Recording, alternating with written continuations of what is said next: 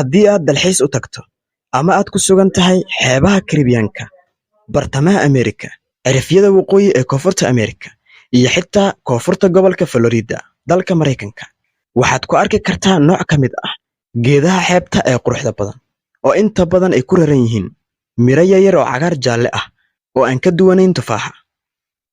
Waxaa laga yaabaa inaad damcdo inaad cuntid miraha. Ha cunin miraha. Waxaa laga yaabaa inaad rabto inaad gacantaada saarto jiridda geedka ama taabato laantiisa. Ha taaban geedka jiriddiisa ama laamihiisa. Ha istaagin geedka hoostiisa. Ha taaban indhahaaga marka aad geedka u dhowdahay. Ha soo qaadin mid ka mid ah caleemihiisa. Kani waa geedka maanshanilka, geedka ugu halista badan adduunka. Geeduhu waxay bixiyaan hawada aan neefsanno ee oksijiinta. Waan jecelnahay mararka qaar inaan korno geedka ama aan ka bootimaysano. Waan jecelnahay sidoo kale daawashada dhirta doogga ah ee cagaaran.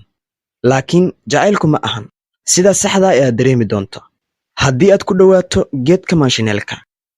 Waxaa loo yaqaanaa geedka ugu khatarta badan adduunka. Waxaa laga helaa hareeraha xeebaha bacaadka ah iyo deegaanada u dhexeeya laga bilaabo Florida ilaa Karibiyaanka iyo qaybo ka mid ah bartamaha iyo koonfurta Ameerika. Geedkan wuxuu sababi karaa xanuun daran. Khatarta maanshanilka. Miraha yaryar ee maanshanil waa kuwo halis ah, waxaana ku jira sun khatar ah. Suntan halista ah, gumeystayaasha Isbaanishku waxay ugu yeeri jireen La Manzanilla de la Muerte, oo micno ahaan noqonaysa tufaax yar oo dhimasho ah.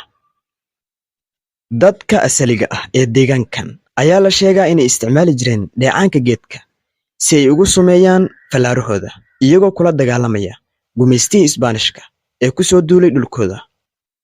Haddii aad cunto miraha geedkan, dhadhankiisa macaan si dhaqso ayuu u noqon karaa mid xanuun badan oo khatar ah. Miraha maanshanilka waxay keeni doonaan gubasho daran iyo cunaha qofka oo barara. Qofka dhadhamiya geedkan waxaa barara hareeraha afka, waxaana imaan kara dhibaatooyin ku dhaca habdhiska dheefshiidka. Nasiib darro, khatartu intaan kuma eka. Taabashada caleemaha, xitaa si aayar ah, ama u isticmaalidda geedka sida dallad dabiici ah oo roobka la isaga celiyo, waxay keeni doontaa nabarro maqaarka ah. Dhanka kale, qiiqa gubanaya ee qoryaha geedkan, indhahaaga waxay u badan tahay inaad la kulanto indho la'aan ilaa muddo socon karta. Laakiin geedku gebi ahaan ma ahan mid xun. Xididadiisa qotada dheer ee koriya waxay ka hortagaan nabaadguurka carrada. Waxa uu guri ammaan ah u yahay xayawaanada qaar. Hal xamaarato oo ka mid ah noocyada xayawaanada ayaa nasiib u leh isticmaalka geedka si ammaan ah. Garoobo waa xayawaanka kaliya iska difaaci kara sunta halista ah ee geedkan.